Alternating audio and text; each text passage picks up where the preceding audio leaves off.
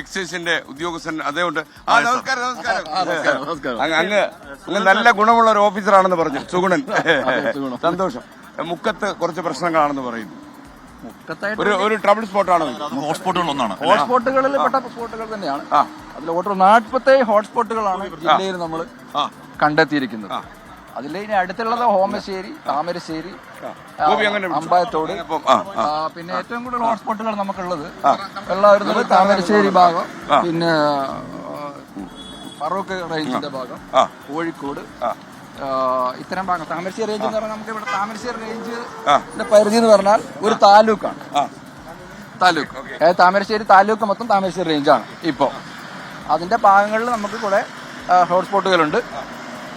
ഇത് ഈ പ്രദേശം എന്ന് പറയുന്നത് മുക്കം എന്ന് പറയുന്നത് താമരശ്ശേരി റേഞ്ച് പെടുന്നതല്ല. ഇത് കുന്നമംഗലം റേഞ്ചാണ്. മുക്കം ഉണ്ട്, മുക്കത്തല്ല, അതിപ്പോ പൊതുവെ ഉണ്ട്.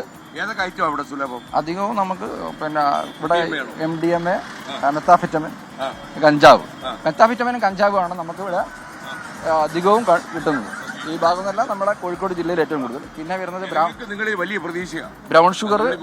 സംസാരിക്കുമ്പോൾ പിടുത്തം നടക്കുന്നുണ്ടോ? പിടുത്തം നടക്കുന്നുണ്ട്. ബ്രൗൺ ഷുഗർ, പിന്നെ അടുത്ത കാലത്തായി ബ്രൗൺ ഷുഗർ നമുക്ക് കണ്ടുവരുന്നുണ്ട്.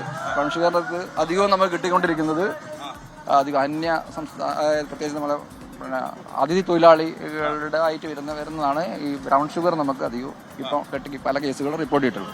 കഞ്ചാവ് വരുന്നുണ്ട്, ഒറീസ പോലുള്ള ഭാഗത്തു നിന്നാണ് കിട്ടുന്നത്.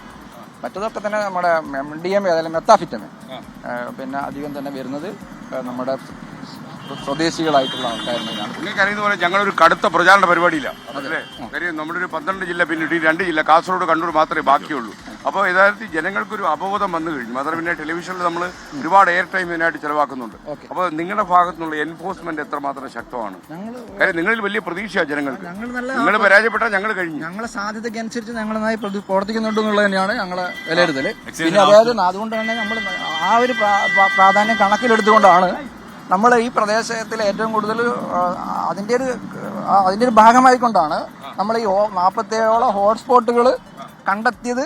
നിങ്ങൾ പറഞ്ഞ എൻഫോഴ്സ്മെന്റ് ശക്തിപ്പെടുത്തുന്നതിന്റെ ഭാഗമായിട്ടാണ്. എക്സൈസിന് ആവശ്യത്തിന് അംഗങ്ങളൊക്കെ ഉണ്ടോ? എക്സൈസിന് മൊത്തത്തിൽ എക്സൈസിൽ 5000-ഓളം ആൾക്കാരാണ് ഉള്ളത്. അതേ ഉള്ളൂ പറയാൻ പറ്റില്ല. അദ്ദേഹത്തിന് പറയാൻ പറ്റില്ല. എക്സൈസിൽ 5000 ആൾക്കാരാണ് ഉള്ളത്. അതാണ്. അപ്പം അതിന്റെ സാധ്യതയ്ക്ക് അനുസരിച്ച് അതിനെ പരമാവധി ഉപയോഗപ്പെടുത്തിക്കൊണ്ട് നമ്മളെ എൻഫോഴ്സ്മെന്റ് ശക്തിപ്പെടുത്തി, എൻഫോഴ്സ്മെന്റും അതുപോലെ തന്നെ ബോധവൽക്കരണം 2 തലത്തിലാണ് ഇപ്പോൾ നമ്മുടെ എക്സൈസ് ഇതിനെ നേരിടുന്നത്. ഒന്ന്, എൻഫോഴ്സ്മെന്റ് സൈഡിൽ കൂടെ നമ്മുടെ സപ്ലൈ ലൈനിനെ തകർക്കുക.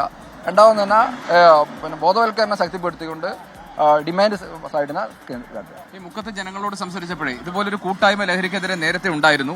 ഋഷിരാജ് സിംഗ് സാറൊക്കെ വന്നിട്ട് ഉദ്ഘാടനം ചെയ്തു പോയതാണ്. അതിൽ കുറെ പേരെ പിടിച്ചു കൊടുത്തു. പക്ഷെ ആ പ്രതികളൊക്കെ രക്ഷപ്പെടുന്നതാണ് പിന്നെ കാണുന്നത്. അതുകൊണ്ട് ഒന്നും ചെയ്തിട്ട് കാര്യമില്ലെന്ന് നാട്ടുകാർ പറയുന്നുണ്ട്. അതെന്താ എക്സൈസിൽ എടുക്കുന്ന കേസുകളുടെ കൺവിക്ഷൻ റേറ്റ് നിങ്ങൾക്ക് പരിശോധിക്കാണോ? എക്സൈസിന്റെ കൺവിക്ഷൻ റേറ്റ് പരിശോധിക്കാവുന്നതാണ്. അപ്പോൾ പിന്നെ നമ്മൾ ഇവിടുത്തെ പ്രധാനപ്പെട്ട കൊമേഴ്സ്യൽ ക്വാണ്ടിറ്റി കേസുകൾ, മീഡിയം ക്വാണ്ടിറ്റി കേസുകളിൽ നമ്മുടെ ജില്ലയിൽ ആ സംസ്ഥാനത്ത് തന്നെ നല്ല കൂടുതൽ ശിക്ഷ കിട്ടിയ കേസുകൾ പലതും നമ്മുടെ ജില്ലയിൽ നിന്ന് റിപ്പോർട്ട് ചെയ്തിട്ടുണ്ട്. അത് നമുക്ക് പരിശോധിക്കാവുന്നതാണ്. അത് നമുക്ക് ലഭ്യമാണ്. അപ്പോൾ എല്ലാ കേസുകളും ഞാൻ നേരിട്ട് അന്വേഷിച്ച പല കേസിനകത്തും ഒരു 10 കേസിനകത്ത് 8 കേസുകളിലും നമുക്ക് വലിയ ശിക്ഷ കിട്ടിയിട്ടുണ്ട്. ഏറ്റവും കൂടുതൽ കേസ് കിട്ടിയ 34 വർഷത്തോളം കേസുകൾ കോഴിക്കോട് നിന്ന് പിടിച്ച നമ്മുടെ ക്രൈംബ്രാഞ്ച് അന്വേഷിച്ച, പിന്നെ നമ്മുടെ ആപ്പിൾ അസിസ്റ്റന്റ് എക്സൈസ് കമ്മീഷണർ ആയിട്ടുള്ള RN ബൈജു അന്വേഷിച്ച കേസാണ്. ആ കേസിനകത്ത് 34 വർഷത്തോളം ശിക്ഷ കിട്ടിയിട്ടുണ്ട്. അപ്പോൾ അങ്ങനെ ഇപ്പം നമ്മൾ അത് നിങ്ങൾക്ക് പരിശോധിക്കാവുന്നതാണ്. എന്തായാലും അടുത്ത നടപടികളുമായിട്ട് അങ്ങ് മുന്നോട്ട് പോകുക. ഞങ്ങളുടെ പ്രചാരണ പരിപാടി ഘടിപ്പിച്ച് ഞങ്ങൾ പിന്നാലെ ഉണ്ടാവും.